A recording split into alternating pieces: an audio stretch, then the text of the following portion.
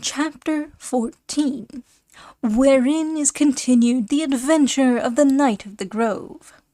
Among the things that passed between Don Quixote and the Knight of the Wood, the history tells us, he of the Grove said to Don Quixote, "In fine, Sir Knight, I would have you know that my destiny, or more properly speaking, my choice, led me to fall in love with the peerless Casildea de Vandelia. I call her peerless because she has no peer, whether it be in bodily stature or in the supremacy of rank and beauty.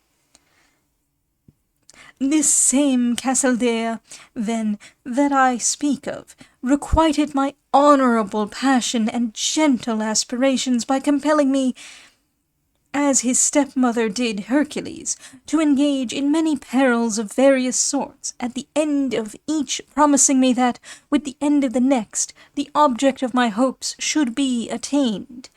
But my labours have gone on increasing link by link until they are past counting, nor do I know what will be the last one that is to be the beginning of the accomplishment of my chaste desires. On one occasion she bade me go and challenge the famous giantess of Seville, La Giralda by name, who is as mighty and strong as if made of brass, and though never stirring from one spot, is the most restless and changeable woman in the world. I came, I saw, I conquered, and I made her stay quiet and behave herself, for nothing but north winds blew for more than a week. Another time I was ordered to lift those ancient stones, the mighty bulls of Guisando, an enterprise that might more fitly be entrusted to porters than to knights. Again she bade me fling myself into the cavern of Cabra, an unparalleled and awful peril, and bring her a minute account of all that is concealed in those gloomy depths. I stopped the motion of the Giralda, I lifted the bulls of Guisando, I flung myself into the cavern, and brought to light the secrets of its abyss. And my hopes are as dead can be, and her scorn and her commands as lively as ever. To be brief, last of all she has commanded me to go through all the provinces of Spain, and compel all the knights-errant wandering therein to confess that she surpasses all women alive today in beauty, and that I am the most valiant and the most deeply enamoured knight on earth. In support of which claim I have already travelled over the greater part of Spain, and have there vanquished several knights who have dared to contradict me. But what I most plume and pride myself upon is having vanquished in single combat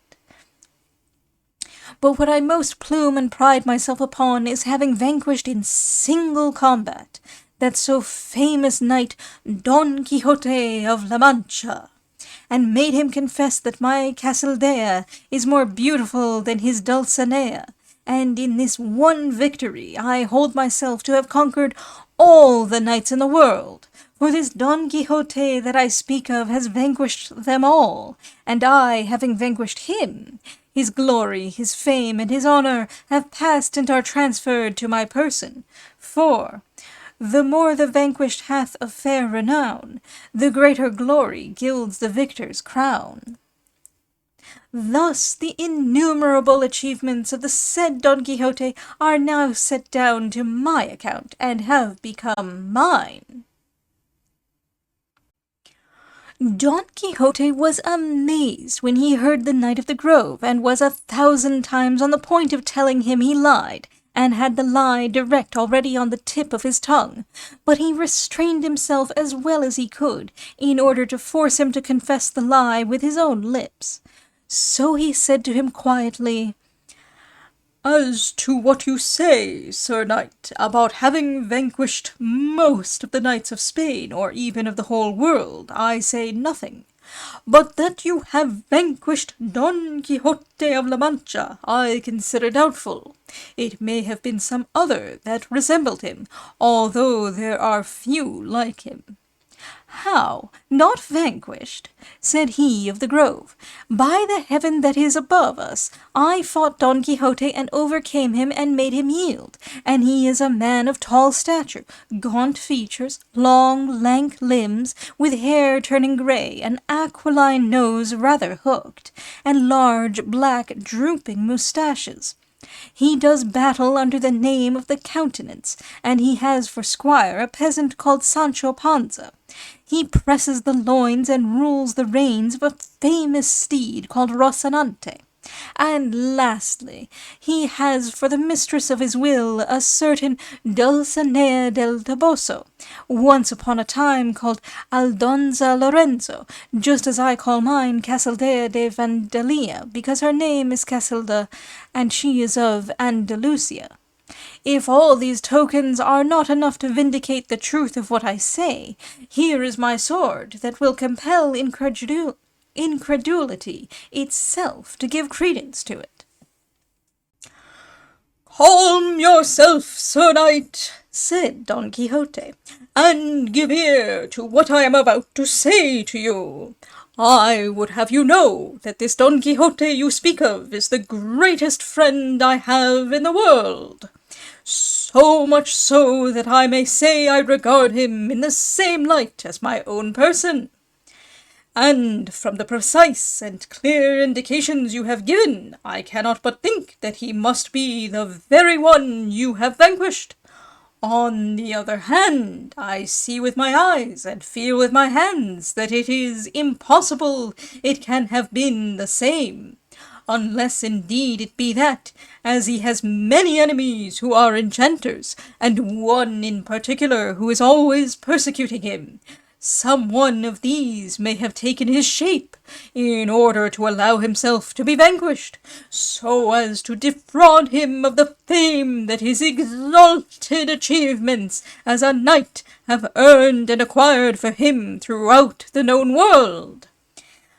And in confirmation of this, I must tell you too, that it is but 10 hours since these said enchanters his enemies transformed the shape and person of the fair Dulcinea del Toboso into a foul and mean village lass, and in the same way they must have transformed Don Quixote, and if all this does not suffice to convince you of the truth of what I say, here is Don Quixote himself, who will maintain it by arms, on foot or on horseback, or in any way you please.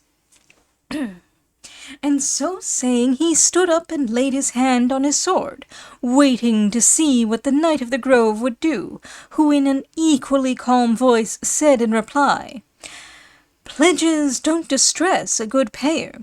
He who has succeeded in vanquishing you once when transformed, Sir Don Quixote, may fairly hope to subdue you in your own proper shape. But as it is not becoming for knights to perform their feats of arms in the dark, like highwaymen and bullies, let us wait till daylight, that the sun may behold our deeds, and the conditions of our combat shall be that the vanquished shall be at the victor's disposal, to do all that he may enjoin, provided the injunction be such as shall be becoming a knight." "I am more than satisfied with these conditions and terms," replied Don Quixote, and so saying they betook themselves to where their squires lay, and found them snoring, and in the same posture they were in when sleep fell upon them. They roused them up, and bade them get the horses ready, as at sunrise they were to engage in a bloody and arduous single combat, at which intelligence Sancho was aghast and thunderstruck, trembling for the safety of his master because of the mighty deeds he had heard the squire of the Grove ascribe to his. But without a word the two squires went in quest of their cattle, for by this time the 3 horses and the ass had smelt one another out, and were all together. On the way he of the Grove said to Sancho, "You must know, brother, that it is the custom with the fighting men of Andalusia, when they are godfathers in any quarrel, not to stand idle with folded arms while their godsons fight. I say so to remind you that while our masters are fighting, we too have to fight, and knock one another to shivers." "That custom, Sir Squire," replied Sancho, "may hold good among those bullies and fighting men you talk of, but certainly not among the squires of knights errant. At least, I have never heard of my master speak of any custom of the sort, and he knows all the laws of knight-errantry by heart. But granting it true that there is an express law that squires are to fight while their masters are fighting, I don't mean to obey it, but to pay the penalty that may be laid on peacefully minded squires like myself. For I am sure it cannot be more than 2 pounds of wax, and I would rather pay that, for I know it will cost me less than the lint I shall be at the expense of to mend my head, which I look upon as broken and split already. There's another thing that makes it impossible for me to fight, that I have no sword, for I never carried one in my life." "I know a good remedy for that," said he of the Grove. "I have here 2 linen bags of the same size. You shall take one, and I the other, and we will fight at bag blows with equal arms." "If that's the way, so be it with all my heart," said Sancho, "for that sort of battle will serve to knock the dust out of us instead of hurting us." "That will not do," said the other, "for we must put into the bags, to keep the wind from blowing them away, 6 nice smooth pebbles, all of the same weight, and in this way we shall be able to baste one another without doing ourselves any harm or mischief." "Body of my father," said Sancho, "see what marten and sable and pads of carded cotton he is putting into the bags, that our heads may not be broken and our bones beaten to jelly. But even if they are filled with tossed silk, I can tell you, señor, I am not going to fight. Let our masters fight, that's their lookout, and let us drink and live, for time will take care to ease us of our lives, without our going to look for Philips, so that they may be finished off before their proper time comes, and they drop from rightness." "Still," returned he of the Grove, "we must fight, if it be only for half an hour." "By no means," said Sancho. "I am not going to be so discourteous or so ungrateful as to have any quarrel, be it ever so small, with one I have eaten and drunk with. Besides, who the devil could bring himself to fight in cold blood, without anger or provocation?" "I can remedy that entirely," said he of the Grove, "and in this way, before we begin the battle, I will come up to your worship fair and softly, and give you 3 or 4 buffets, with which I shall stretch you at my feet and rouse your anger, though it were sleeping sounder than a dormouse." "To match that plan," said Sancho, "I have another that is not a whit behind it. I will take a cudgel, and before your worship comes near enough to waken my anger, I will send yours so sound to sleep with wax, that it won't waken unless it be in the other world, where it is known that I am not a man to let my face be handled by anyone. Let each look out for the arrow, though the surer way would be to let everyone's anger sleep, for nobody knows the heart of anyone, and a man may come for wool and go back shorn. God gave his blessing to peace and his curse to quarrels. If a hunted cat, surrounded and hard-pressed, turns into a lion, God knows what I, who am a man, may turn into. And so from this time forth I warn you, Sir Squire, that all the harm and mischief that may come of our quarrel will be put down to your account." "Very good," said he of the Grove. "God will send the dawn, and we shall be all right." And now gay-plumaged birds of all sorts began to warble in the trees, and with their varied and gladsome notes seemed to welcome and salute the fresh morn that was beginning to show the beauty of her countenance at the gates and balconies of the east, shaking from her locks a profusion of liquid pearls, in which dulcet moisture bathed. The plants, too, seemed to shed and shower down a pearly spray. The willows distilled sweet manna. The fountains laughed, the brooks babbled, the woods rejoiced, and the meadows arrayed themselves in all their glory at her coming. But hardly had the light of day made it possible to see and distinguish things, when the first object that presented itself to the eyes of Sancho Panza was the Squire of the Grove's nose, which was so big that it almost overshadowed his whole body. It is, in fact, stated that it was of enormous size, hooked in the middle, covered with warts, and of a mulberry colour like an eggplant. It hung down 2 fingers' length below his mouth, and the size, the colour, the warts, and the bend of it made his face so hideous that Sancho, as he looked at him, began to tremble hand and foot like a child in convulsions, and he vowed in his heart to let himself be given 200 buffets sooner than be provoked to fight that monster.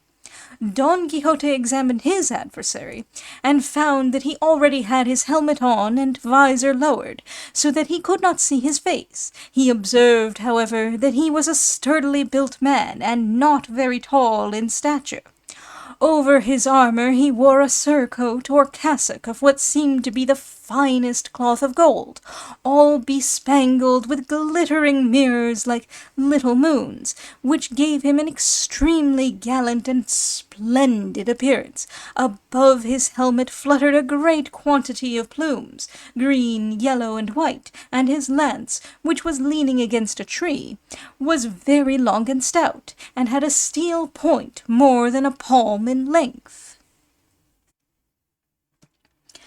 Don Quixote observed all, and took note of all, and from what he saw and observed he concluded that the said knight must be a man of great strength, but he did not for all that give way to fear, like Sancho Panza.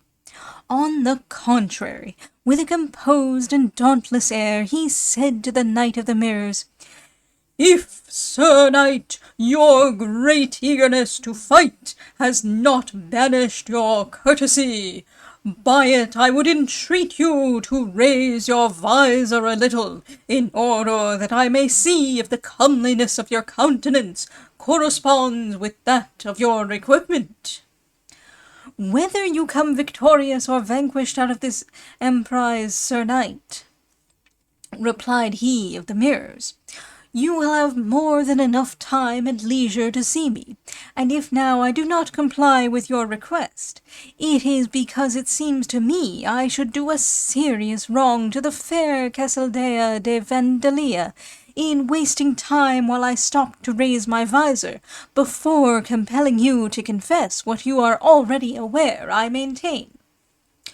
"Well then," said Don Quixote, "while we are mounting, you can at least tell me if I am that Don Quixote whom you said you vanquished." "To that we answer you," said he of the Mirrors, "that you are as like the very knight I vanquished as one egg is like another. But as you say enchanters persecute you, I will not venture to say positively whether you are the said person or not." "That," said Don Quixote, "is enough to convince me that you are under a deception. However, entirely to relieve you of it, let our horses be brought, and in less time than it would take you to raise your visor, if God, my lady, and my arms stand me in good stead, I shall see your face, and you shall see that I am not the vanquished Don Quixote you take me to be."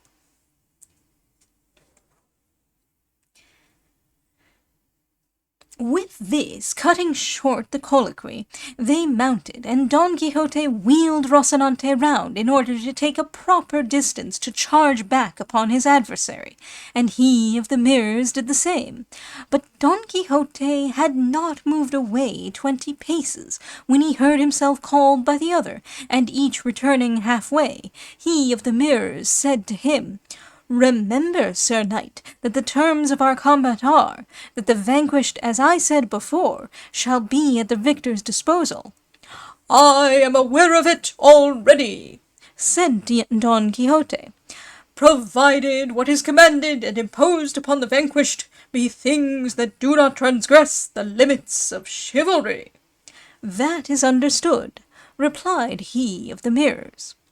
At this moment the extraordinary nose of the squire presented itself to Don Quixote's view, and he was no less amazed than Sancho at the sight, insomuch that he set him down as a monster of some kind, or a human being of some new species or unearthly breed.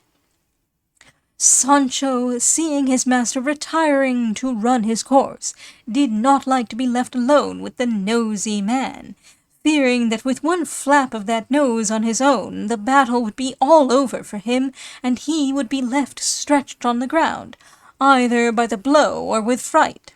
So he ran after his master, holding on to Rocinante's stirrup leather, and when it seemed to him time to turn about, he said, "I implore of your worship, señor, before you turn to charge, to help me up into this cork tree, from which I will be able to witness the gallant encounter your worship is going to have with this knight, more to my taste and better than from the ground."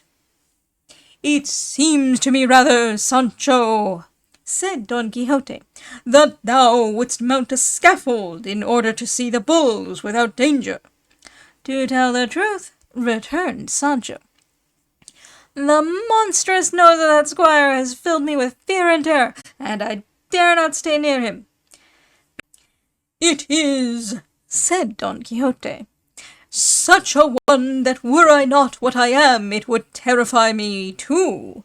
So come, I will help thee up where thou wilt."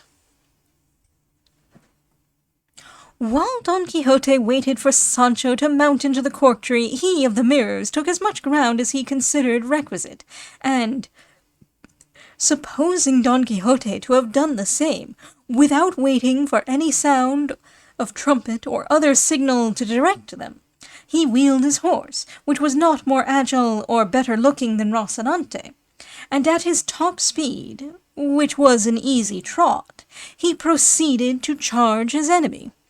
Seeing him, however, engaged in putting Sancho up, he drew rein, and halted in mid-career, for which his horse was very grateful, as he was already unable to go.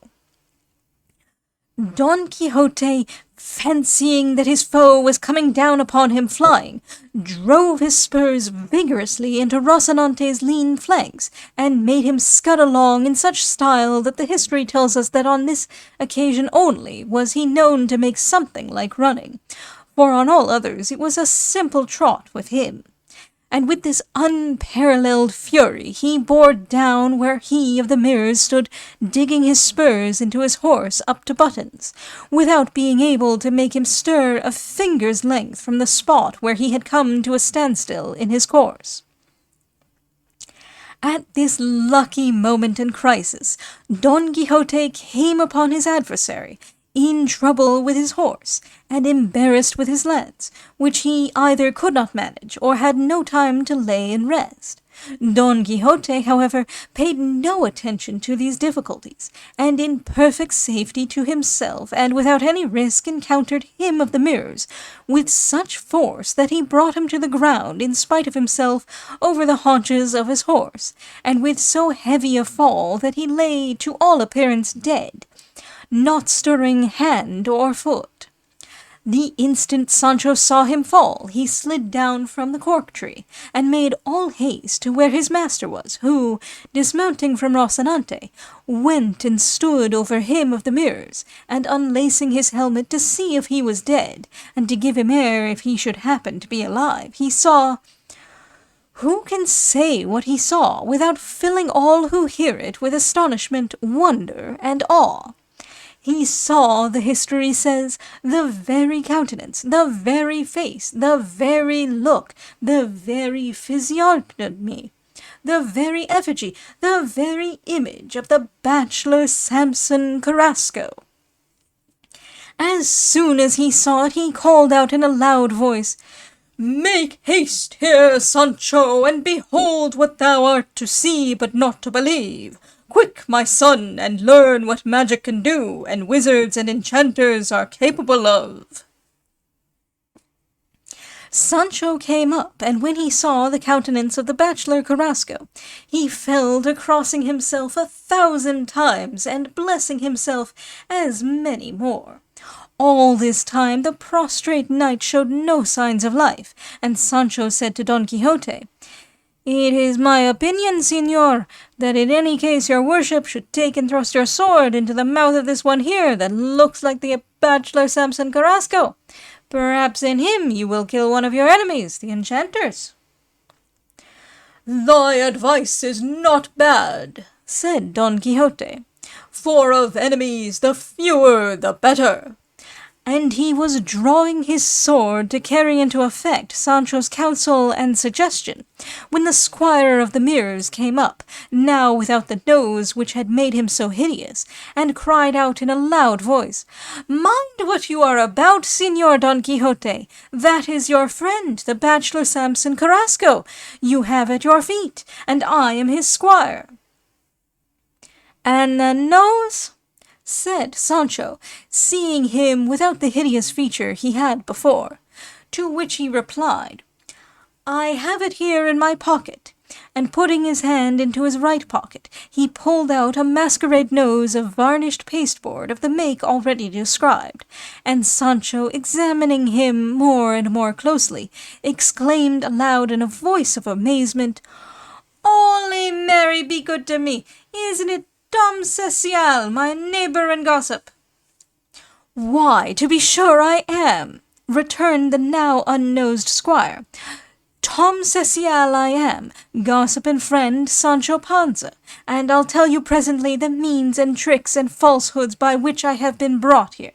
But in the meantime, beg and entreat of your master not to touch, maltreat, wound, or slay the knight of the mirrors whom he has at his feet, because, beyond all dispute, it is the rash and ill-advised bachelor Samson Carrasco, our fellow townsman." At this moment he of the mirrors came to himself, and Don Quixote, perceiving it, held the naked point of his sword over his face, and said to him, "You are a dead man, knight, unless you confess that the peerless Dulcinea del Toboso excels your Casildea de Vandalia in beauty, and in addition to this, you must promise, if you should survive this encounter and fall, to go to the city of El Toboso and present yourself before her on my behalf, that she deal with you according to her good pleasure. And if she leaves you free to do yours, you are in like manner to return and seek me out, for the trail of my mighty deeds will serve you as a guide to lead you to where I may be. And tell me what may have passed between you and her, conditions which, in accordance with what we stipulated before our combat, do not transgress the just limits of knight-errantry." "I confess," said the fallen knight, "that the dirty tattered shoe of the lady Dulcinea del Toboso is better than the ill-combed though clean beard of Casildea, and I promise to go and to return from her presence to yours, and to give you a full and particular account of all you demand of me." "You must also confess and believe," added Don Quixote, "that the knight you vanquished was not and could not be Don Quixote of La Mancha, but someone else in his likeness, just as I confess and believe that you, though you seem to be the bachelor Samson Carrasco, are not so, but some other resembling him, whom my enemies have here put before me in his shape, in order that I may restrain and moderate the vehemence of my wrath, and make a gentle use of the glory of my victory." "I confess, hold, and think everything to be as you believe, hold, and think it," replied the crippled knight. "Let me rise, I entreat you, if indeed the shock of my fall will allow me, for it has left me in a sorry plight enough." Don Quixote helped him to rise, with the assistance of his squire Tom Cecial, from whom Sancho never took his eyes, and to whom he put questions, the replies to which furnished clear proof that he was really and truly the Tom Cecial he said. But the impression made on Sancho's mind by what his master said about the enchanters having changed the face of the Knight of the Mirrors into that of the bachelor Samson Carrasco would not permit him to believe what he saw with his eyes. In fine, both master and man remained under the delusion, and down in the mouth and out of luck, he of the mirrors and his squire parted from Don Quixote and Sancho, he meaning to go look for some village where he could plaster and strap his ribs. Don Quixote and Sancho resumed their journey to Saragossa, and on it the history leaves them in order that it may tell who the Knight of the Mirrors and his long-nosed squire were. The most restless and changeable woman in the world. The colossal statue of Faith that acts as weathercock on the top of the great Moorish tower of the same name which serves as belfry to the cathedral at Seville. The mighty bulls of Guisando. Rude stone figures of animals resembling the hippopotamus rather than the bull, the origin of which is a disputed point among Spanish antiquarians. They are not, however, confined to Guisando. There are, for instance, 4 well-preserved specimens at Avila. She bade me fling myself into the cavern of Cabra, a chasm in the Sierra de Cabra, south of Cordova, probably the shaft of an ancient mine. The greater glory gilds the victor's crown. Lines quoted, but incorrectly, from the beginning of the Araucana of Ursula, Araucana of Urcia, who apparently borrowed them from the old poet, the archpriest of Hita. Pledges don't distress a good payer. Proverb 164. When they are godfathers in any quarrel, i.e. seconds. I am sure it cannot be more than 2 pounds of wax. The fine imposed in some fraternities on absent members. For time will take care to ease us of our lives without our going to look for Philips. Appetites. Hartzenbusch proposes arbitrios, expedients, but it is hardly a case that calls for emendation, and there is a flavor of Sancho in the idea as it stands. Let each look out for the arrow. Proverb 248. According to Covarrubias, a metaphor taken from rabbit shooting with the crossbow, when each sportsman should confine his attention to looking for his own arrows, or more properly bolts, virotes. A man may come for wool and go back shorn. Proverb 124. God gave his blessing to peace and his curse to quarrels. Proverb 81. To that we answer you. The formal commencement of the answer to a petition to the crown.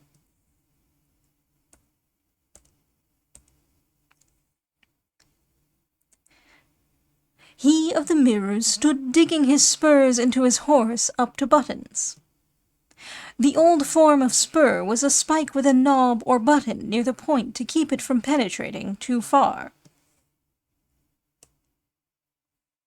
For of enemies the fewer the better.